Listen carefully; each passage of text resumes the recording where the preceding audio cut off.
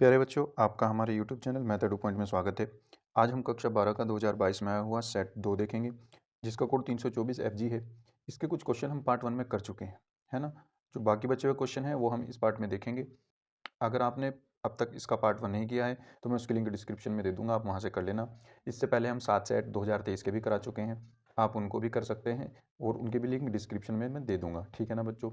अगर आपने चैनल को अब तक सब्सक्राइब नहीं किया है तो चैनल को सब्सक्राइब कर लीजिए, क्योंकि 2024 एग्जाम से रिलेटेड बहुत सी हेल्पफुल वीडियो आपके लिए आने वाली है, ठीक है ना बच्चों। तो चलिए शुरू करते हैं। तो देखिए बच्चों, 6 क्वेश्चन हम 5वें के 6 पार्ट तक हम कर चुके थे। अब हम चलते हैं छठे क्वेश्चन पर। इसमें आपको 5 क्वेश्चन दिए जाएंगे, सभी आपको करने हैं, ठीक, किन्हीं 5 को करने हैं, ठीक है ना। इसमें आपको 6 क्वेश्चन मिलेंगे, ठीक है ना बच्चों। हर क्वेश्चन 5 नंबर का है। तो चलिए छठे का क्या करते हैं। ये कह रहा है कि आप इसका मान निकालिए, -π/2 से π/2 लिमिट है और sin square x d x है, sin square x d x, ठीक है ना बच्चों। आपको इसका मान निकालना है। तो बच्चों देखिए, इसका मान निकालने के लिए आपको क्या करना होगा। सबसे पहले जब भी आप ये देखिए, जब भी sin स्क्वायर एक्स या कोस स्क्वायर एक्स आपको इंटीग्रेशन के अंदर मिल जाए और आपको उसका इंटीग्रेशन करना हो, तो आप सीधा कोस टू एक्स वाले फॉर्मूले के पास जाना, ठीक है ना। कोस टू एक्स के दो फॉर्मूले ये वाले हैं, एक तो 2 कोस स्क्वायर एक्स माइनस 1 है ना। और एक कोस टू एक्स का फॉर्मूला आपके पास ये है कि 1 माइनस 2 साइन स्क्वायर एक्स, ठीक है ना। 1 माइनस 2 साइन स्क्वायर एक्स। जब भी आपके पास इंटीग्रेशन के अंदर साइन स्क्वायर एक्स आए तो आप यहाँ से साइन स्क्वायर एक्स की वैल्यू निकाल करके इसमें रख देना, और अगर कोस स्क्वायर एक्स का आ जाए तो कोस स्क्वायर एक्स की यहाँ से वैल्यू निकाल करके रख देना, ठीक है ना। अब देखिए साइन स्क्वायर एक्स की वैल्यू यहाँ से क्या निकलेगी। इस साइन स्क्वायर एक्स को हम इधर ले आते हैं, ये आ जाएगा साइन स्क्वायर एक्स, बल्कि 2 भी इसके साथ है, और इक्वल्स टू आ जाएगा 1 माइनस कोस 2x, है ना। और यहाँ से आ जाएगा sine square x equals to 1 minus cos 2x upon 2, ठीक है ना। आप चाहे तो आप डायरेक्ट ब्रैकेट में ऐसे करके लिख दीजिए, या फिर आप इसको सॉल्व करके बता दीजिए कि कहाँ से वैल्यू आई है, और यहाँ पे रख दीजिए -π/2 से π/2 लिमिट है, और साइन स्क्वायर एक्स की जगह रख देंगे हम क्या, 1 माइनस कोस 2x अपॉन 2, ठीक है ना, dx। अब देखिए बच्चों, यहाँ से क्या होगा, ये 2 बाहर दे सकते हैं हम इसको, तो 2 दे दिया हमने बाहर, 1/2, ठीक है ना। लिमिट क्या हो जाएगी, -π/2 से π/2 सेम रहेगी, और ये आ जाएगा 1 माइनस कोस 2x, ठीक है ना। बस इसका इंटीग्रेशन हमें करना है। अब देखिए 1/2 तो बाहर दे दीजिए, अब 1 का अलग कर लेंगे, कोस 2x का अलग कर लेंगे, तो ये हो जाएगा -π/2 से π/2 1 dx, 1 का अलग कर दिया, -π/2 से π/2, और ये हो जाएगी आपकी कोस 2x का हमने अलग कर दिया, ठीक है ना। दोनों को अलग अलग कर दिया, और ये यहाँ पे आ जाएगा इसके साथ dx, ठीक है ना बच्चों। अब देखिए क्या हो जाएगा, 1/2, इसका x 1 का क्या हो जाएगा x, और लिमिट क्या है -π/2 से π/2। इसी तरह माइनस कोस 2x का क्या होता है sin 2x, sin 2x हो जाएगा, और x के इंटू में जो भी होगा वो अपॉन में आ जाएगा। डायरेक्ट करने का तरीका ये है, ठीक है ना। तो माइनस के π/2 और π/2, लिमिट इसकी यही है, ठीक है। अब देखिए ये क्या हो जाएगा, 1/2, लिमिट रखेंगे पहले ऊपर वाली, फिर माइनस लगा करके फिर नीचे वाली, तो ये आ जाएगा -π/2 माइनस माइनस के π/2, तो ये हो जाएगा प्लस के π/2, ठीक है ना। ये हो गया माइनस, जब ये वाला 1/2 हम इसको बाहर दे देंगे, ये हो जाएगा। अब साइन ये π/2 जब हम यहाँ रखेंगे तो 2 से 2 कैंसिल आउट होकर के क्या बचेगा, ये बचेगा साइन पाई, है ना। क्या बचेगा, सॉरी, ये लिमिट इसकी π/4 है, ये लिमिट इसकी π/4 है बच्चों। हम ये लिमिट π/2 में चल रहे हैं, कोई बात नहीं, बस आप इन सबको π/4 कर दीजिए, ठीक है ना। ये हो जाएगा π/4, ये भी π/4, ये भी π/4, ये भी π/4, ये भी π/4, और ये भी π/4, ठीक है ना। और ये भी π/4 आ जाएगा, और ये भी π/4 आ जाएगा। अब देखिए बच्चों, ये क्या हो जाएगा, साइन 2 π/4 यहाँ पे रखेंगे तो 2 से 2 4 कटेगा, 2 आ जाएगा, तो ये आ जाएगा साइन π/2। फिर माइनस लगाएंगे फॉर्मूले का, अब की बार ये लिमिट पुट करेंगे, इसमें भी 2 से π/4 काट देंगे हम तो बचेगा π/2, तो ये आ जाएगा माइनस के साइन π/2, और माइनस आ जाएगा बाहर, तो ये हो जाएगा, ये भी साइन π/2 हो जाएगा, ठीक है ना बच्चों। ये आ जाएगा आपका, ये आ जाएगा 1/2, एक π/4 ये रहा, एक ये रहा, दो को जोड़ करके कितने हो गए, 2 π/4 हो गए, माइनस 1/2, साइन π/2 की वैल्यू 1 होती है, 1 ये हो गया, 1 ये हो गया, 1 + 1 कितना हो गया, 2 हो गया, 2 से 2 कैंसिल आउट हो गया, 2 से ये 4 कैंसिल आउट हो गया, क्या बचा 1/2, और यहाँ पे 2 आया था, तो π/2 माइनस 1। अब इसके अंदर मल्टीप्लाई करेंगे तो क्या आ जाएगा, π/4 माइनस 1/2, ठीक है ना बच्चों। ये आपका हो जाएगा आंसर, ठीक है ना बच्चों। बहुत आसान क्वेश्चन है, इजीली हो जाएगा। चलिए चलते हैं नेक्स्ट क्वेश्चन पर। ये क्वेश्चन आपके सिलेबस में नहीं है बच्चों, तो चलते हैं अगले क्वेश्चन पर। देखिए गया क्वेश्चन क्या कहता है, अवकल समीकरण को हल कीजिए, ठीक है ना। आपकी अवकल समीकरण क्या है, ये गए अवकल समीकरण है y dx minus x plus 2y square plus dy equals to 0। इसको हल करना है, ठीक है ना। सबसे पहले हम इसको इधर ले जाएंगे, हम निकाल लेंगे सबसे पहले d y by d x, है ना, उससे पता चलेगा हमें। तो ये वाई डी एक्स गया, ये उधर गया, तो ये हो जाएगा आपका x plus 2y² into d y. अब देखिए यहाँ से अगर मैं इस डी को, बल्कि ये डी एक्स इसके अपॉन में ले जाऊँ और ये इधर ले जाऊँ, ये तो दोनों नीचे अपॉन में आ जाएंगे, तो फिर ये सॉल्व नहीं हो पाएगा, है ना। अब यहाँ अगर मैं d x upon D y की वैल्यू निकाल लेता हूँ तो ये एक्स प्लस 2y² के अपॉन में वाई आएगा। अब मैं इसको सॉल्व कर सकता हूँ, इसके अपॉन में ये इसके अपॉन में, तो अलग अलग टर्म हो जाएगी। लेकिन अगर मैं इसको इधर नीचे लाता तो ये अलग अलग टर्म नहीं बन पाती, ठीक है ना। तो इससे भी एक आइडिया लग जाता है, ठीक है ना, कि मुझे D x upon D Y बनाना है या D Y upon D X बनाना है। अब देखिए D x upon D Y आ गया। अब आगे चलिए, D x upon D Y equals to, इसके अपॉन में ये आ जाएगा एक्स अपॉन वाई, और इसके अपॉन में ये आ जाएगा तो 2y² अपॉन वाई, एक वाई से एक वाई हट जाएगा, ठीक है ना। अब देखिए ये क्या होगा, d x upon D y, इसको इधर ले आए माइनस के, इसको मैं लिख दूंगा 1 अपॉन वाई इंटू एक्स, इस वाले को 1 अपॉन वाई इंटू एक्स लिख सकते हैं। इसको इधर ले आया तो माइनस होगी, और इक्वल्स टू ये जू कर दूँ 2y। अब देखिए बच्चों, ये कैसी फॉर्म की बनी आपकी, ये इस फॉर्म की बनी, d x upon D y plus p x equals to q. देखिए बच्चों, अगर यहाँ ऊपर x है, अगर आप किस तरीके से याद रख सकते हैं इसको, अगर ऊपर x है तो ये वाली x ही आएगा इंटू में यहाँ पे, और अगर ये d Y upon D x होता तो यहाँ पे y ही आता, ठीक है ना। नीचे जो है y, ये उसका फंक्शन बनेगा, ये पी बी और ये क्यू बी। अगर यहाँ x होता तो ये x का फंक्शन बनता, ये भी x का फंक्शन बनता, ठीक है ना। इस तरीके से आप याद रख सकते हैं, बाकी आप जिस तरह मर्जी आपकी है उसी तरह याद कर लो, ठीक है ना। देखिए अब क्या होगा, d x upon D y p x plus बराबर क्यू से तुलना कर दो इसकी, ठीक है ना, से तुलना करने पर तो यहाँ से क्या हो जाएगा, p की वैल्यू आ जाएगी आपकी -1 अपॉन वाई, क्यू की वैल्यू आ जाएगी आपकी 2y, ठीक है ना। अब देखिए यहाँ से इंटीग्रेशन फैक्टर निकलेगा, तो इंटीग्रेशन फैक्टर क्या हो जाएगा, यानी समाकलन गुणांक। समाकलन गुणांक क्या होता है, e की पावर, देखिए p जिसमें भी होगा आप बस समाकलन लगा करके पी डी वाई लिख दो, अगर y में है तो dy लिख दो, x में है तो dx लिख दो, ठीक है ना। याद करने का तरीका ये है इसका। तो p की क्या वैल्यू हो जाएगी, -1 अपॉन वाई डी वाई, ठीक है ना। ये क्या हो जाएगा, e की पावर माइनस के log y, और माइनस के log y को आप कैसे लिख सकते हो, e की पावर log 1 अपॉन वाई, क्योंकि ये -1 इसकी पावर में चले जाएगा, y की पावर -1 हो जाएगा, y की पावर -1 को 1 अपॉन वाई लिख सकते हो। अब e की पावर जब भी log आ जाए तो ये हट जाएगा, 1 अपॉन वाई आ जाएगा, ठीक है ना, क्योंकि इस log की जो बेस है वो भी e है ना, तो इसलिए ये हट जाता है, बस 1 अपॉन वाई आ जाएगा। तो समाकलन गुणांक आपका आ गया 1 अपॉन वाई। अब देखिए समीकरण का हल, समीकरण का हल देखिए बच्चों, समीकरण का हल क्या हो जाएगा, देखिए x जो यहाँ पे इंटू में था, ये वाला x, उसी x को यहाँ पे सबसे पहले इंटू में रखेगी। अगर यहाँ y होता तो y रख देते, ठीक है ना। x into I F, formula ये है इसका, x इंटू आई एफ, समाकलन q इंटू आई एफ और इंटू डी वाई, क्योंकि ये दोनों y के फंक्शन है, प्लस c।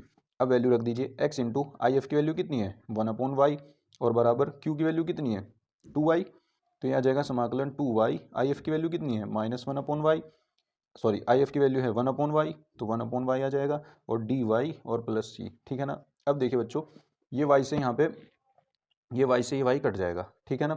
यहाँ पे ओवरऑल क्या बचेगा, x upon y equals to, ये आपका हो जाएगा 2 तो कॉन्स्टेंट है, बाहर आ गया, समाकलन यहाँ पे 1 बचेगा, 1 का वाई के रिस्पेक्ट में हो जाएगा वाई, प्लस ये सी जू का 2। अब इस वाई को इधर मल्टीप्लाई में भेज दो, तो बच्चे क्या हो जाएगा, x equals to 2y² plus c y, ठीक है ना बच्चों, ये आपका आंसर आ जाएगा। उम्मीद करता हूँ आपकी समझ में आ गया होगा। तो चलिए चलते हैं नेक्स्ट क्वेश्चन पर। तो देखिए बच्चों, यह क्वेश्चन पर चलते हैं। यह क्वेश्चन क्या कह रहा है कि सदिशों a प्लस बी और a माइनस बी में से प्रत्येक के लंबवत इकाई सदिश क्या होगी, जहाँ a वेक्टर ये है और b वेक्टर ये है। तो बच्चों देखिए उसने क्या कहा है, a वेक्टर तो है आपके पास i cap plus j cap plus k cap, और b वेक्टर है आपके पास i cap plus 2j cap plus 3k cap, है ना। अब आपको सबसे पहले a प्लस बी निकाल लेना है, क्योंकि उसने a प्लस बी पूछा है, a प्लस बी का, है ना। तो a प्लस बी और a माइनस बी का हमें इकाई सदिश निकालना है, लंबवत इकाई सदिश। तो a प्लस बी निकालो सबसे पहले, i प्लस आई क्या पहले लिख लीजिए, i प्लस जे प्लस के, और प्लस में i plus 2j plus 3k। अब इनको क्या करेंगे, जोड़ देंगे, i प्लस आई कितना हो जाएगा 2i cap, plus j plus 2j कितना हो जाएगा 3j cap, plus k plus 3k कितना हो जाएगा 4k कैप, ठीक है ना बच्चों। ये आपका आ जाएगा a प्लस बी वैक्टर। अब इसी तरह हमें निकालना है a minus b vector. a minus b, इसमें से एक हटा करके 0 आ जाएगा, 0 i कैप, फिर इसमें से एक हटा करके माइनस के j कैप, फिर इसमें से एक हटा करके माइनस के 2k कैप, ठीक है ना। ओवरऑल आपका आ गया बस यही रख लेते हैं, ठीक है ना। अब देखिए, अगर आपको a प्लस बी और a माइनस बी प्रत्येक के लंबवत इकाई सदिश निकालना है तो आपको क्या करना पड़ेगा, सबसे पहले इनका क्रॉस प्रोडक्ट निकालो, फिर मैं बताता हूँ, ठीक है ना। हम क्या करते हैं, सबसे पहले इनका क्रॉस प्रोडक्ट निकालते हैं, a प्लस बी और इसका a माइनस बी के साथ क्रॉस प्रोडक्ट, ठीक है ना। अब देखिए क्रॉस प्रोडक्ट कैसे निकलता है, सब सारणिक से, है ना। आई जे के लिख दीजिए, फिर इनके मल्टीपल लिख दीजिए। a प्लस बी का मल्टीपल क्या है, 2 3 4, तो आई के नीचे आई का मल्टीपल, जे के नीचे जे का, के नीचे के का, ठीक है। इसी तरह a माइनस बी का लिख दीजिए, 0 -1 -2, ठीक है। अब इस सारणिक को सॉल्व कर दीजिए, आई कैप इसकी कॉलम इसकी रो छोड़ दो, इसकी जो चार बचे इनका सारणिक बना लो, उससे सोल्व करो। माइनस के 3 दूनी 6 और फिर माइनस के 4 एकम 4 और माइनस फॉर्मूले का, तो माइनस माइनस प्लस के 4 हो जाएगा, फिर माइनस के लगाओ जे कैप ये वाला, इसकी रो इसका कॉलम छोड़ दो, माइनस के 2 दूनी 4, माइनस के 4 4 की जीरो में करेंगे तो आएगा माइनस के 0 प्लस के कैप का क्या होगा, इसकी रोज का कॉलम छोड़ दो, माइनस के 2 और फिर माइनस के 0, माइनस के 2 माइनस के 0। अब देखिए माइनस 6 प्लस 4 माइनस 2 आई कैप, फिर माइनस माइनस प्लस के 4 जे कैप, फिर माइनस के 2 के कैप, ठीक है ना। ये आ गया आपका ये A plus B cross A minus B. अब क्या करते हैं, इसको सी मान लेते हैं, माना ये सी है, ठीक है ना, इसको हम सी मान लेते हैं, ये थोड़ा बड़ा सा हो रहा है लिखने में, तो इसको सी मान लेते हैं और ये हो जाएगा माइनस के 2 आई कैप प्लस 4 जे कैप और माइनस के 2 के कैप, ठीक है ना। अब इसका मतलब हमें इसी का तो मात्रक सदिश निकालना था, इन दोनों के लंबवत इकाई सदिश निकालना है। लंबवत इकाई सदिश का मतलब है, अगर इन दोनों के लंबवत इकाई सदिश निकालना है तो आप क्या करो, ए प्लस बी और ए माइनस बी, तो इनका इनका दोनों का आप क्या करके क्रॉस प्रोडक्ट निकाल करके जो क्रॉस प्रोडक्ट आएगा इसका इसका मात्रक सदिश निकाल दो बस, वो दोनों के लंबवत इकाई सदिश होगा, ठीक है ना, दोनों के लंबवत होगा वो। तो हम क्या करेंगे, इसका लंबवत इकाई सदिश निकाल देंगे, है ना, इकाई सदिश निकाल देंगे। इकाई सदिश क्या होगा, इकाई सदिश होगा, देखिए सी वेक्टर का इकाई सदिश, ये क्या हो जाएगा आपका, ये हो जाएगा सी वेक्टर अपॉन इसका सारणिक, है ना, मतलब इसका मोड, सी का मोड, इसका परिमाण, ठीक है। सी क्या आ जाएगा, माइनस के 2 आई कैप माइनस प्लस के 4 जे कैप और माइनस के 2 के कैप अपॉन इसका परिमाण क्या हो जाएगा, माइनस 2 का स्क्वायर प्लस 4 का स्क्वायर प्लस माइनस के 2 का स्क्वायर, ये सब रूट में है। तो ये क्या आ जाएगा ओवरऑल, देखिए यहाँ से -2 को मैं ले सकते हैं, तो -2 नहीं बल्कि 2 ही ले लीजिए बस, माइनस के आई बचेगा और प्लस के 2 जे बचेगा और माइनस के बचेगा अपॉन में यहाँ से क्या हो जाएगा, देखिए 2 का 4 हो गया, इसका भी 4 हो गया, 4 और 4 8 हो गया और ये 16 हो गया, 16 और 8 कितने हो गए, 16 और 8 हो गए 24, रूट 24, अंडर रूट 24 को हम लिख सकते हैं 2 रूट 6, ठीक है ना, 2 रूट 6 लिख सकते हैं। तो 2 से 2 कैंसिल आउट हो गया, जो बचा बस यही आंसर हो जाएगा, ठीक है ना बच्चों। माइनस आई कैप प्लस 2 जे कैप माइनस के कैप अपॉन रूट 6, ये आपका आंसर हो जाएगा। उम्मीद करता हूँ आपकी समझ में आ गया होगा। चलिए चलते हैं नेक्स्ट क्वेश्चन पर। नेक्स्ट क्वेश्चन बच्चों अड़ाया क्वेश्चन है, ये आपके सिलेबस में नहीं है, हम इसको नहीं करेंगे।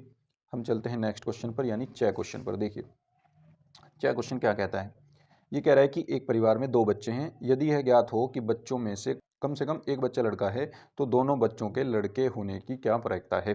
देखिए बच्चों, इसके जैसा हमने पीछे भी एक क्वेश्चन किया था, वहाँ पे बस उसने कहा था कि 3 बच्चे हैं और उनमें कम से कम हमें क्या बता रहे थे, हमें लड़की होने की प्रायिकता वहाँ बतानी थी दोनों बच्चों के। तो यहाँ भी ये इसके उसके जैसा ही क्वेश्चन है कुछ कुछ, बस इसका सैंपल स्पेस यानी इसकी प्रतिदर्श समष्टि कुछ और बनेगी, ठीक है ना। तो हम जब प्रतिदर्श समष्टि लिखेंगे, प्रतिदर्श समष्टि यानी सैंपल स्पेस एस क्या होगा, देखिए उसके अंदर आपका क्या आ सकता है, 2 बच्चे हैं, 2 बच्चों में क्या क्या आ सकते हैं, या तो दोनों लड़की हों, है ना, या दोनों लड़के हों, या एक लड़का एक लड़की हो, या एक लड़की एक लड़का हो, ठीक है ना। अब ये हमारे पास टोटल केस है, इनके अलावा और कोई केस नहीं होंगे 2 बच्चों में। अब देखिए अगर हम लड़की को जी से और लड़के को बी से डिनोट करते हैं, ये तब की बात है, ऊपर लिख देना, माना लड़के को बी से तथा लड़की को जी से प्रदर्शित किया जाता है, तब प्रतिदर्श समष्टि ये हो जाएगी, ठीक है ना।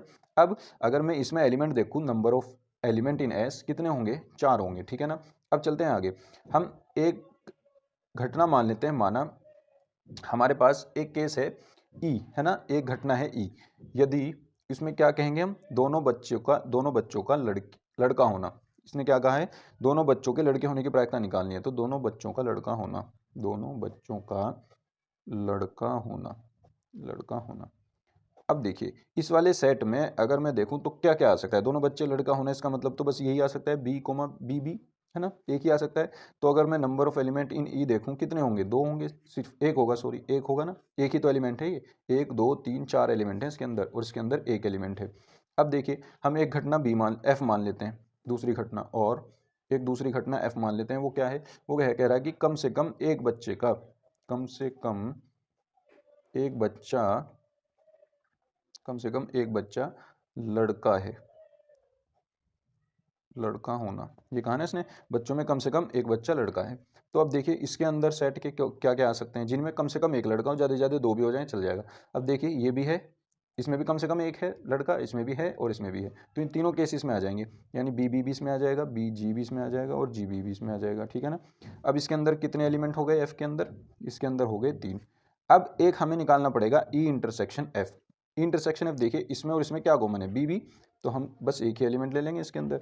तो इसके अंदर कितने एलिमेंट हैं, ई इंटरसेक्शन एफ के अंदर सिर्फ एक एलिमेंट है, ठीक है ना। अब देखिए हमें क्या निकालना है, हमें निकालना है प्रायिकता P of E upon F, यानी कम से कम एक बच्चा तो लड़का है, ये तो ज्ञात है, उसने कहा यदि ये ज्ञात हो कि बच्चों में से कम एक बच्चा लड़का है, तो जो पहले से ही घटना हो चुकी है वो तो हम नीचे लिखते हैं और जो हमें ज्ञात करनी है वो ऊपर, ये सहप्रतिबंध प्रायिकता यही कहती है ना। तो फिर क्या हो जाएगा, ऊपर आएगी P of E intersection F upon P of F, ये इसका फॉर्मूला है। अब हम क्या करेंगे सहप्रतिबंध प्रायिकता का, ठीक है ना। अब P of E intersection F ऊपर निकाल दो प्रायिकता, ई इंटरसेक्शन एफ की प्रायिकता क्या होगी, यानी इसकी प्रायिकता क्या होगी, दोनों दोनों बच्चों का लड़का होना है ना, ये बी, इसकी प्रायिकता क्या होगी, यानी number of element in E intersection F upon number of element in S, यानी अपने अनुकूल परिणामों की संख्या बटे कुल परिणामों की संख्या। इसी तरह एफ में देखो, जो एफ सेट है इसके लिए प्रायिकता क्या होगी, इसके लिए number of element in F upon number of element in S, ठीक है ना। ये क्या हो जाएगा, ये हो जाएगा 1/4 और ये हो जाएगा 3/4। तो यहाँ से 4 कैंसिल आउट होकर के क्या बचेगा 1/3, ठीक है ना बच्चों, ये आपका आंसर आ जाएगा। बहुत आसान क्वेश्चन है, उम्मीद करता हूँ आपकी समझ में आ गया होगा। चलिए चलते हैं नेक्स्ट क्वेश्चन पर। देखिए बच्चों नेक्स्ट क्वेश्चन पर चलते हैं। 7वां क्वेश्चन कह रहा है निम्नलिखित में से किसी एक खंड को हल कीजिए। क्या है क्वेश्चन, 7वें का क और ख, दो क्वेश्चन है आपके पास 8-8 नंबर के, इनमें से आपको कोई एक करना है। तो बच्चों आप इनमें से ध्यान से क्वेश्चन चूज करना जो आप इजीली कर सकते हो, ठीक है ना। अब देखिए हमारे पास उसने एक आव्यूह दिया है a बराबर 0 -10 अल्फा बाई 2 और 10 अल्फा बाई 2 और 0, है ना, ये है।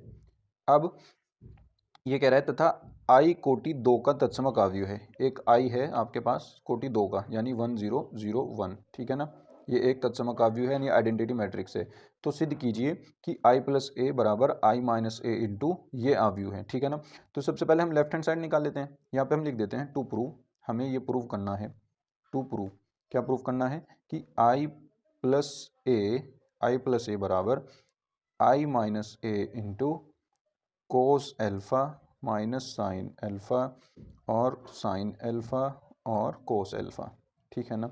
अब देखिए सबसे पहले हम लेफ्ट हैंड साइड ले लेते हैं, इसकी लेफ्ट हैंड साइड, यानी हम निकाल देते हैं आई प्लस ए, आई प्लस ए, आई प्लस ए क्या होगा, देखिए आई तो है आपके पास 1001 और ए आपके पास क्या है, इसमें आपको ऐड करना है ए आपके पास ये है 0 माइनस के 10 अल्फा बाई 2 और 10 अल्फा बाई 2 और 0, है ना, ये है।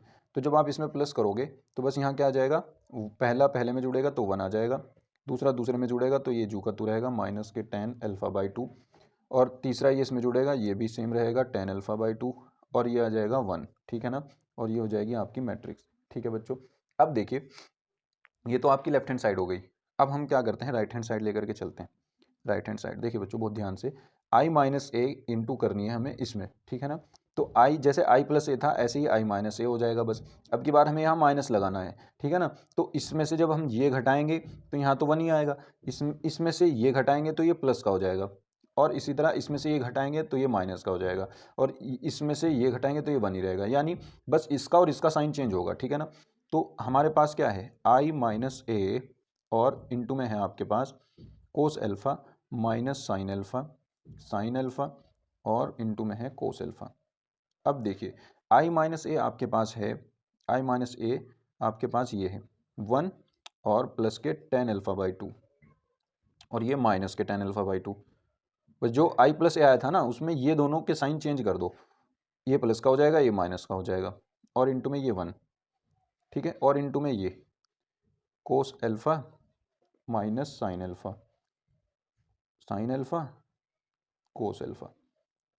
अब देखिए बच्चों, अब देखिए इसकी गुना जब हम इस आव्यूह की अगर हमें इस आव्यूह में गुना करनी है तो पहली रो की पहले कॉलम में करनी पड़ेगी, पहला एलिमेंट बनेगा। पहली रो की दूसरे कॉलम में करनी पड़ेगी तो दूसरे में करनी पड़ेगी तो दूसरा एलिमेंट बनेगा।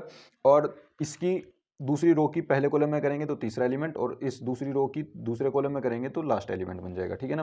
कैसे गुना करते हैं, पहले एलिमेंट की पहले एलिमेंट में, तो कोस अल्फा आ गया, प्लस लगाओ, इसकी गुना इसमें होगी, यानी ये आ जाएगा आपका sine alpha into tan alpha by two. ठीक है, ये तो पहला एलिमेंट बन गया। अब इसकी मल्टीप्लाई इसमें होगी, तो जब इसकी मल्टीप्लाई इसमें होगी तो आ जाएगा माइनस के साइन अल्फा, और इसकी मल्टीप्लाई इसमें हो जाएगी, प्लस में आ जाएगा आपका cos alpha into tan alpha by two. ठीक है, अपॉन, अब अपॉन कह रहा हूँ, सेकेंड वाली में चलते हैं। इसकी रो की इस कॉलम में करनी पड़ेगी, तो माइनस के टेन अल्फा बाई टू की इसमें करेंगे तो क्या आ जाएगा, माइनस के cos alpha tan alpha by to, फिर साइन को साइन अल्फा की वन में करेंगे, प्लस क्या आ जाएगा साइन अल्फा। अब इस रो की इस कॉलम में करनी पड़ेगी, तो आ जाएगा माइनस माइनस प्लस, यानी sine alpha tan alpha by to, और वन की कोस में करेंगे प्लस आ जाएगा कोस अल्फा। ये हो जाएगी आपकी मैट्रिक्स। ठीक है ना। अब देखिए बराबर चल रही है, ठीक है ना, बराबर चल रही है ये भी। अब देखिए बच्चों, यहाँ से जो ये मैट्रिक्स बनेगी, हम क्या करेंगे, इसको sine alpha upon cos alpha कर लेंगे, sine alpha upon cos alpha, और उस कोस अल्फा की मल्टीप्लाई यहाँ कर देंगे एलसीएम लेकर के। ठीक है ना। तो ये कोस अल्फा जब इसके इंटू में आ जाएगा तो क्या हो जाएगा, ये हो जाएगा आपका कोस अल्फा, तो ये जू का तू ये वाला, और जो इसके अपॉन में sine alpha upon cos alpha by to था वो अल्फा बाई टू यहाँ पे आ जाएगा, कोस अल्फा बाई टू हो जाएगा ये। ठीक है ना। प्लस इसी तरह ये साइन अल्फा और इंटू में आ जाएगा ये sine alpha by to, sine alpha by to, और इस पूरे के अपॉन में क्या हो जाएगा, कोस अल्फा बाई टू। क्या हो जाएगा, कोस अल्फा बाई टू। समझ गए ना। हमने जो साइन अपॉन कोस लिखा था उसका एलसीएम ले लिया पूरे के साथ, और उसकी गुना यहाँ हो जाएगी पहले, और फिर अपॉन में आ जाएगा। इसी तरह इसमें करेंगे, साइन अपॉन कोस हो जाएगा, कोस की मल्टीप्लाई यहाँ हो जाएगी, तो ये हो जाएगा माइनस के sine alpha into cos alpha by to, plus cos alpha into sine alpha by to, और अपॉन में आ जाएगा पूरे के कोस अल्फा बाई टू। ठीक है, ऐसे ही इसमें होगा नीचे, इसको और बढ़ा लेते हैं। देखिए साइन अपॉन कोस करेंगे, वो कोस चला जाएगा इसके पास, ये तो ऊपर रहेगा साइन और कोस, तो ये आ जाएगा साइन अल्फा बाई टू, या माइनस में लगा देते हैं cos alpha into sine alpha by to, फिर प्लस लगाओ ये वाला। अब वो जो अपॉन में कोस आया था वो इसके साथ चला जाएगा, तो ये चला जाएगा sine alpha into cos alpha by to, और अपॉन में पूरे के आ जाएगा आपका कोस अल्फा बाई टू। ठीक है, इसी तरीके से यहाँ पे होगा, साइन अपॉन कोस कर देंगे, वो कोस चला जाएगा यहाँ पे, तो ये हो जाएगा sine alpha by to, plus cos alpha, और कोस अल्फा बाई टू की मल्टीप्लाई हो जाएगी यहाँ पे, ये हो जाएगा कोस अल्फा बाई टू। ठीक है ना। और अपॉन में हो जाएगा आपका कोस अल्फा बाई टू। ठीक है ना। और ये हो जाएगी आपकी यहाँ से मैट्रिक्स वन। ठीक है बच्चों, अब देखिए आगे करते हैं इसको। यहाँ से क्या होगा, ये कोस alpha by to, sine alpha by to. अगर मैं इसको फॉर्मूले को ऐसे पढ़ूँ, कोस A cos B plus sine A sine B, तो ये किसका फॉर्मूला बनता है, कोस ए माइनस बी का। तो हम इसमें क्या करेंगे, यहाँ पे लगा देंगे कोस ए माइनस बी। ठीक है ना, ए ये है, बी ये है, कोस A cos B plus sine A sine B, cos A minus B का फॉर्मूला हो गया। अपॉन में आ गया कोस alpha by to, cos alpha by to, यहाँ पे आ जाओ। इसी तरीके से ये फॉर्मूला बनाते हैं। ये कैसे बनेगा, देखो इस तरह पढ़ेंगे इसको, साइन ए कोस बी प्लस कोस ए साइन बी, सॉरी यहाँ पे माइनस है, माइनस वाला पढ़ेंगे, साइन ए कोस बी माइनस कोस ए साइन बी, साइन ए कोस बी माइनस कोस ए साइन बी, तो ये साइन ए माइनस बी का हो जाएगा। तो साइन ए तो ये था ना, साइन ए कोस बी, तो ए तो था आपके पास अल्फा बाई टू, और माइनस बी था आपके पास अल्फा, और अपॉन में आ जाएगा कोस alpha by to, cos alpha by to. ऐसे ही ये वाला फॉर्मूला हो जाएगा, ये क्या है, साइन ए कोस बी माइनस कोस ए साइन बी, तो ये हो जाएगा साइन ए माइनस बी, यानी ए माइनस बी। ये ध्यान रखना कि किसको हम ए पढ़ रहे हैं, किसको बी पढ़ रहे हैं। तो ये साइन ए कोस बी माइनस कोस ए साइन बी, देखिए यहाँ पे ए हमने अल्फा को पढ़ा, यहाँ भी हमने ए अल्फा को ही पढ़ा, इसलिए फॉर्मूला बन रहा है ये। ठीक है ना, साइन ए कोस बी माइनस कोस ए साइन बी, साइन ए माइनस बी का, और अपॉन में हो जाएगा आपके कोस अल्फा बाई टू। ठीक है, ऐसे ही ये क्या है, sine A sine B plus cos A cos B, इसको यहाँ से पढ़ो cos A cos B plus sine A sine B, तो हो जाता है आपका कोस ए माइनस बी का फॉर्मूला। तो A minus alpha by two upon cos alpha by two. ठीक है ना बच्चों। अब देखिए ये क्या हो जाएगा आपका, ये क्या हो जाएगा, देखिए कोस अल्फा में से अल्फा बाई 2 जाएगा, अल्फा तो पूरा है, ये आधा है, तो एक में से आधा गया, आधा बचा, तो ये कितना बचेगा, कोस अल्फा बाई 2। आधे में से अगर एक घटाएंगे तो माइनस में आ जाएगा, ये आ जाएगा, और इसके अपोन में ये भी है बच्चों कोस अल्फा बाई 2। अगर इसमें से ये घटाएंगे तो ये आ जाएगा माइनस के क्या आ जाएगा, अल्फा बाई 2, और अपोन में आ जाएगा कोस अल्फा बाई 2। अब यहाँ देखिए पूरे में से आधा घटा तो आधा बचा, ये आ जाएगा sine alpha by 2 upon cos alpha by 2, और ये आ जाएगा आपका कोस alpha by 2 upon cos alpha by 2। ठीक है, अब देखिए इससे कट गया, 1 आ गया यहाँ पे, ये हो जाएगा आपका 1, इससे गया 1, ये माइनस आ जाएगा बाहर, sine alpha by 2 cos alpha by 2, ये हो जाएगा माइनस के टेन अल्फा बाई 2।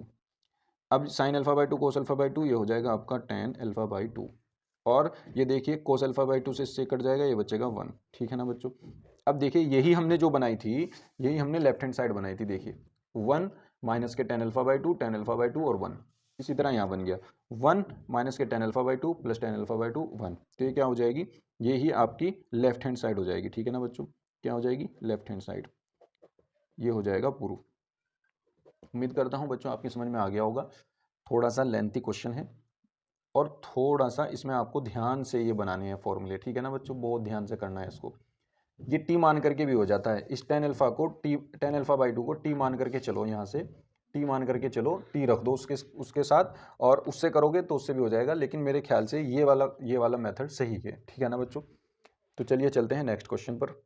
सातवीं का ख बच्चों, सातवीं का ख क्वेश्चन ये हम आपको पहले करा चुके हैं, और ये हमने कहाँ कराया आपको, 324 कोड में, 324 बीए कोड में 2023 में आया हुआ है ये छठे का गे क्वेश्चन। मैं इसकी लिंक आपको डिस्क्रिप्शन में दे दूंगा, आप इसको वहां से कर लेना। ठीक है ना बच्चों, चलिए चलते हैं नेक्स्ट क्वेश्चन पर, आठवीं का गे क्वेश्चन। देखिए बच्चों, ये कह रहा है कि व्यवरोधों के अंतर्गत इतने का उल्लेख आलेखीय विधि से अधिकतमीकरण कीजिए। ठीक है ना, और इसने क्या दिया है, जेड बराबर तो दे दिया 3x प्लस 2y, और जो असमीकाएं दी उसने वो ये दी हैं 5x plus 2y less than equals to 10, और 3x plus 5y less than equal to 15, और x greater than equal to 0, y greater than equal to 0। इनका ही मतलब है दोनों का कि जो आपका रीजन बनेगा वो पहले कोडेंट में बनेगा, क्योंकि वहाँ पे x पॉजिटिव और y पॉजिटिव वहीं पे होता है। ठीक है ना, पहले चतुर्थांश में, प्रथम चतुर्थांश में, इसको हम 1 मान लेंगे, इसको हम 2 मान लेंगे। ठीक है ना, अब देखिए बच्चों, इन समीकरणों को सबसे पहले समीकरण रूप में लिख लो, है ना, समीकरण रूप में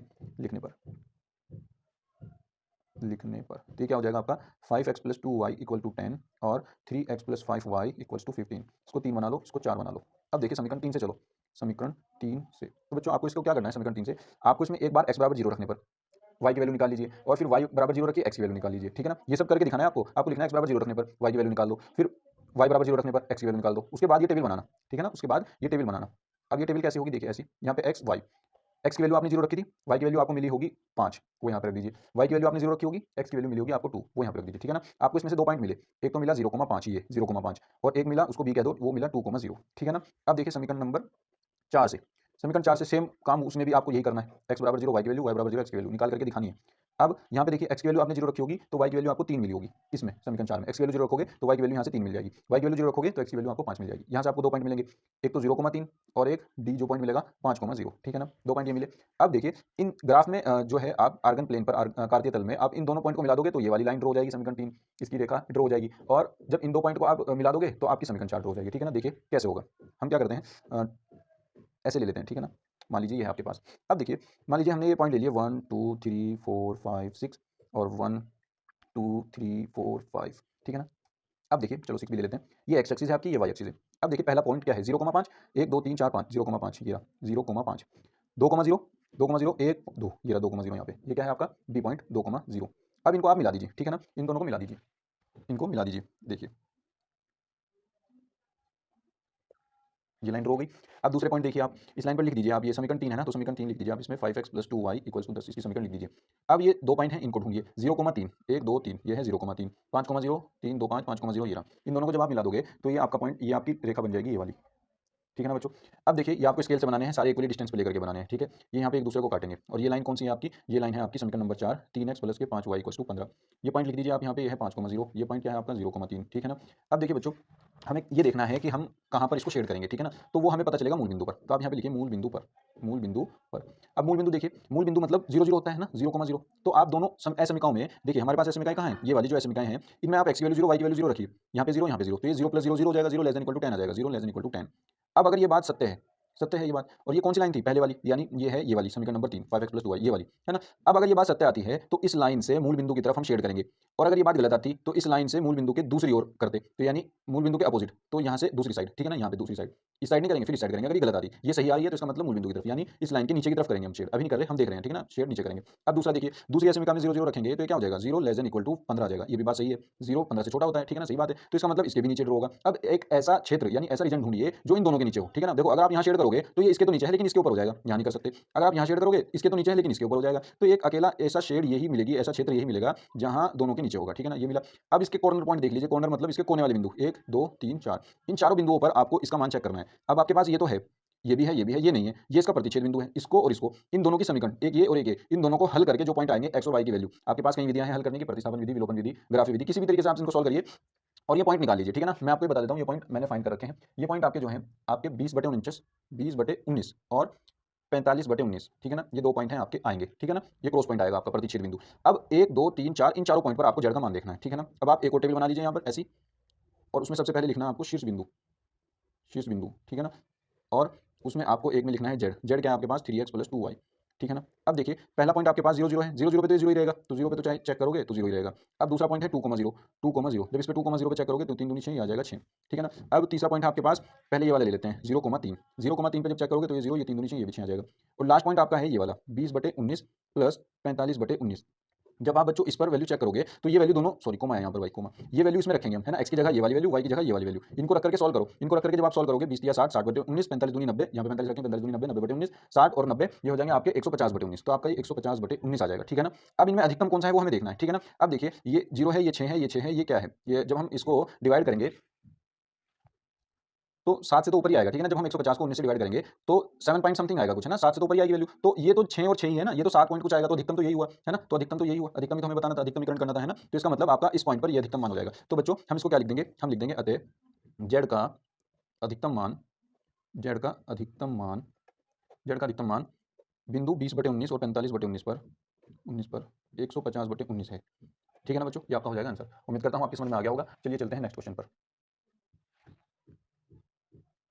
देखिए बच्चों 8वें का ख क्वेश्चन, 8वें का ख क्वेश्चन, ये क्वेश्चन आपको मैंने पहले ही करा दिया है। कहाँ पे कराया है, कोड नंबर 324 AY में। ये 7वें का ख है जहाँ मैंने इसको अच्छे से करा रखा है, ठीक है ना बच्चों। आप इसको वहाँ से देख लीजिएगा, मैं लिंक डिस्क्रिप्शन में दे दूंगा, ठीक है ना बच्चों। तो देखिए अगला क्वेश्चन 9वें का क, लास्ट क्वेश्चन है क्योंकि ख भी आपके सिलेबस में नहीं है। क्या क्वेश्चन देखिए, हम क्या करते हैं इसको आई मान लेते हैं, माना आई बराबर 0 to pi x dx upon a² cos² x plus b² sin² x, है ना। इसका मान हमें निकालना है, ठीक है ना बच्चों। अब देखिए इसको हम कैसे करेंगे, इसको सबसे पहले समीकरण नंबर 1 मान लीजिए। अब क्या होगा, परगुण 4 लगाएंगे, परगुण 4 से।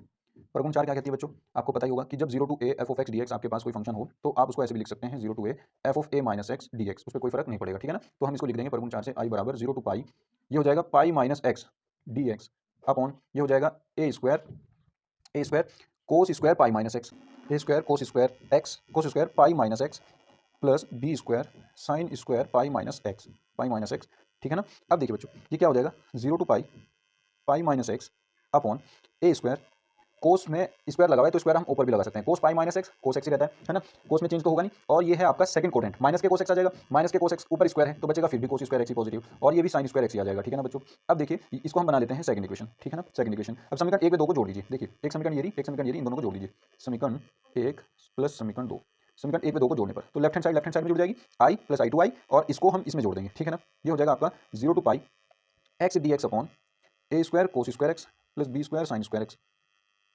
और plus 0 to pi, pi minus x into D x upon a² cos² x plus b² sin² x, ठीक है बच्चों। अब देखिए ये क्या हो जाएगा 2i इक्वल्स टू, ये हो जाएगा आपके पास, देखो दोनों में लिमिट 0 to पाई है तो हम एक ही लिमिट दे देते हैं 0 to पाई। अब ये क्या हो जाएगा, देखिए x ये वाला जो पूरा फंक्शन है यही पूरा इसमें बन जाएगा, जब हम एक बार इसको अलग इसके अपॉन में और इसके अपॉन में अलग तोड़ देंगे, ठीक है ना। तो यहाँ से ये प्लस वाले से ये प्लस वाले से माइनस वाला कट जाएगा, ये पाई अपॉन वाला बचेगा, तो क्या बचेगा, बस ये बचेगा pi upon a² cos² x plus b² sin² x, ठीक है ना, dx। अब आप इसको अलग अलग तोड़ लेना, एक बार पाई के अपॉन में, एक बार x के अपॉन में, दोनों को फिर ये लिमिट दे देना 0 to पाई वाली, ठीक है ना, 0 to पाई वाली दे देना, या हमने लिमिट इकट्ठी कर ली, आप इनको बस ये लिख देना पाई वाला, सॉरी ये लिख देना x वाला, और फिर ये माइनस वाला, माइनस से वो प्लस कट जाएगा, पाई वाला बच जाएगा यहाँ, ठीक है ना। अब चलते हैं आगे, देखिए ये हो जाएगा 2i, इसमें आ गया पाई बाहर। अब देखिए ये फंक्शन जो हो जाएगा हम इसको ऐसे लिख सकते हैं, कैसे, ये 2 कर दिया हमने यहाँ और 0 to पाई/2 कर दिया यहाँ, वो मैं बताता हूँ हमने कैसे किया, इसमें भी हमने परगुण लगा दी। ये हो जाएगा आपका dx upon a² cos² x plus b² sin² x, ठीक है ना। देखो आपके पास एक प्रगुण ये कहती है कि अगर 0 टू 2a आपके पास कोई फंक्शन है तो वो फंक्शन ऐसा हो जाता है 2 बाहर और 0 टू a, यानी लिमिट आधी हो जाएगी 2 बाहर आ जाएगा। इसी तरह हमने यहाँ पे किया, लिमिट आधी कर दी और 2 बाहर आ गया और f(x) जो का 2 रहेगा। ये कब होगा? यदि फंक्शन के अंदर मैं 2a माइनस x रख दूं, यानी अपर लिमिट में से x घटा करके लिख दूं और वो फंक्शन जो का त्यों बना रहे। ठीक है ना। अब देखिए हम अगर इस फंक्शन में, ये फंक्शन था हमारे पास, x की जगह पाई माइनस एक्स रख देते, पाई माइनस एक्स, और इसमें भी पाई माइनस एक्स, तो ये सेम रहता था क्योंकि हमने ऊपर भी किया, अभी सेम ऐसे ही ऊपर किया था अभी, वो तब भी जू का तू रहा था, तो इसका मतलब ये सेम रहेगा फंक्शन, तो हम ये लगा सकते हैं यहाँ पर। ठीक है ना। तो ये वाली हमने इसमें प्रगुण लगाई। ठीक है बच्चों। अब देखिए क्या होगा, 2 से 2 कैंसिल आउट हो गया, यहाँ क्या बचा, आई इक्वल्स टू पाई। अब देखिए यहाँ से हमने क्या किया, यहाँ से हम ए स्क्वायर कॉमन ले लेते हैं। क्या करते हैं, ए स्क्वायर कोस, सॉरी ए स्क्वायर नहीं, कोस स्क्वायर एक्स कॉमन ले लेते हैं। ये हो जाएगा आपका 0 टू पाई बाई 2 और यहाँ पे आ जाएगा आपका डी एक्स अपॉन, इसमें से हमने ले लिया कोस स्क्वायर एक्स कॉमन, तो क्या बचेगा यहाँ पे बचेगा ए स्क्वायर प्लस बी स्क्वायर, वो कोस स्क्वायर एक्स यहाँ से तो बाहर चला गया, यहाँ तो ए स्क्वायर बच गया, यहाँ तो नहीं था वो, तो जब यहाँ नहीं था तो उसके अपॉन में आ जाएगा, तो ये हो जाएगा sine square x upon cos square x, तो क्या बन जाएगा sine square x upon cos square x, ये ऐसा बन जाएगा। ठीक है ना। अब देखिए क्या होगा, पाई 0 टू पाई बाई 2, ये cos square x 1 upon cos square x क्या हो जाएगा, सेक स्क्वायर एक्स, ऊपर चला गया अपॉन, ये हो जाएगा ए स्क्वायर प्लस बल्कि आप इसमें से ए स्क्वायर भी कॉमन ले लेते। ठीक है ना। ए स्क्वायर साथ साथ कॉमन आ जाता है, यहाँ पे ए स्क्वायर कॉमन आ जाता है, यहाँ पे 1 बच जाता। ठीक है ना। यहाँ पे 1 बच जाता और यहाँ पे हो जाता b square, sorry b square common लेना था, बी स्क्वायर कॉमन ले लेते तो ये हो जाता ए स्क्वायर अपॉन बी स्क्वायर, ए स्क्वायर अपॉन बी स्क्वायर, और यहाँ से बी स्क्वायर हट जाता। अब इसको हम लिख लेते ए स्क्वायर अपॉन बी स्क्वायर, और वो जो बी स्क्वायर था वो बाहर कर दिया, बी स्क्वायर ये रहा। ठीक है ना। ये हो गया A square upon B square plus ये हो गया आपका tan स्क्वायर एक्स। ठीक है ना बच्चों। बच्चों इस काटाफिटी के लिए आई एम सॉरी, लेकिन आपको ये पेपर में एग्जाम में नहीं करनी है बच्चों। ठीक है ना। आपको बिल्कुल ध्यान से साफ साफ करना है। ठीक है। इसके लिए मैं आपसे माफी चाहता हूँ। अब देखिए डी एक्स यहाँ पे क्या हो जाएगा, देखिए ये हो जाएगा पाई अपॉन बी स्क्वायर, हाँ बस इसको यहीं पे ऐसे ही रखिए। चलो इसको थोड़ा सा और लिख लेंगे, ये हो जाएगा 0 टू पाई बाई 2 और ये हो जाएगा सेक स्क्वायर एक्स अपॉन, इसको हम लिख सकते हैं ए अपॉन बी का होल स्क्वायर प्लस इसको हम लिख सकते हैं tan square x d x. अब देखिए बच्चों यहाँ से हम क्या करेंगे, यहाँ से हम मान लेते हैं, माना माना tan x बराबर t है, tan x बराबर t है तो सेक स्क्वायर, इसका अवकलन करेंगे, सेक स्क्वायर एक्स आ जाएगा, D X equal to D T आ जाएगा। इसकी जगह हम डी टी रख देंगे, इसकी जगह टी रख देंगे, लेकिन लिमिट भी तो चेंज होगी। जब x बराबर 0 है, जब x बराबर 0 है तो 0 यहाँ रखो, tan 0 के लिए 0 तो t बराबर 0 हो जाएगा, तो t बराबर 0 हो जाएगा। जब x बराबर पाई बाई 2 है, जब x बराबर पाई बाई 2 है तब पाई बाई 2 यहाँ पे रखो, tan pi by 2, tan pi by 2 की वैल्यू इन्फिनिटी, तो t बराबर क्या आ जाएगा, अनंत, इन्फिनिटी। ठीक है ना। तो अब हमारे पास यहाँ से क्या हो जाएगा, आई बराबर पाई अपॉन बी स्क्वायर, और ये हो जाएगा लिमिट 0 टू इन्फिनिटी, और ये हो जाएगा आपका, ये हो जाएगा आपका sec square x d x की जगह आ जाएगा डी टी अपॉन में हो जाएगा आपका ए अपॉन बी का होल स्क्वायर प्लस ये हो जाएगा tan square x, sorry T square. ठीक है ना। अब देखिए ऐसा फॉर्मूला बन गया जैसा 1 अपॉन ए स्क्वायर प्लस एक्स स्क्वायर होता था, या 1 अपॉन एक्स स्क्वायर प्लस ए स्क्वायर होता था, उसका क्या होता था 1 अपॉन ए tan इनवर्स एक्स अपॉन ए। ठीक है ना। देखिए आगे देखते हैं। देखिए बच्चों ये हो गया था हमारा। ठीक है ना। अब इसको हम कैसे करेंगे, पाई अपॉन बी स्क्वायर, देखिए ये हो गया 1 अपॉन एक्स स्क्वायर प्लस ए स्क्वायर की फॉर्म का, तो होता है 1 अपॉन ए, ये पूरा ए कहलाएगा, 1 अपॉन ए कॉन्स्टेंट है, 1 अपॉन ए tan इनवर्स एक्स अपॉन ए, एक्स क्या है टी और ए क्या है ए अपॉन बी। ठीक है ना। ये हो जाएगा और इसकी लिमिट क्या आ जाएगी अपनी 0 टू इन्फिनिटी आ जाएगी। ठीक है ना बच्चों। अब देखिए क्या हो जाएगा, पाई अपॉन बी स्क्वायर, इसको हम लिख सकते हैं बी अपॉन ए, और यहाँ से लिमिट रखेंगे tan इनवर्स, जब आप टी की जगह इन्फिनिटी रखोगे तो ये सारा इन्फिनिटी हो जाएगा। ठीक है ना। माइनस फॉर्मूले का tan इनवर्स, माइनस में लोअर लिमिट रखते हैं, तो जब यहाँ 0 रखेंगे तो ये सारा 0 हो जाएगा, तो tan इनवर्स 0 हो जाएगा। ठीक है ना। अब देखिए एक बी से एक बी कैंसिल आउट होकर के बचेगा पाई अपॉन ए बी। अब यहाँ पे क्या कर सकते हैं, ये हो जाएगा tan इनवर्स, इन्फिनिटी होता है tan में पाई बाई 2 की वैल्यू है ना, तो यहाँ पे आ जाएगा pi by 2 minus tan inverse 0 में किसकी वैल्यू होती है, tan 0 की, तो हो जाएगा tan 0। ठीक है। अब देखिए क्या हो जाएगा, pi upon a b equals to, tan से tan हट गया तो पाई अपॉन 2 बचेगा, माइनस ये हो जाएगा 0, और इधर चल रहा है आई, तो क्या हो जाएगा I equals to pi square upon 2ab। ठीक है ना बच्चों, ये आ जाएगा आपका आंसर। उम्मीद करता हूँ आपकी समझ में आ गया होगा बच्चों। खैर क्वेश्चन आपके सिलेबस में नहीं है, तो इसी के साथ आपका ये पेपर कंप्लीट होता है। ठीक है ना। इसी के साथ ये पेपर कंप्लीट होता है। मिलते हैं नेक्स्ट वीडियो में नेक्स्ट कोड को लेकर। वीडियो अच्छा लगा हो तो लाइक कीजिए, अपने दोस्तों में शेयर कीजिए और चैनल को सब्सक्राइब कर लीजिए। Thank you.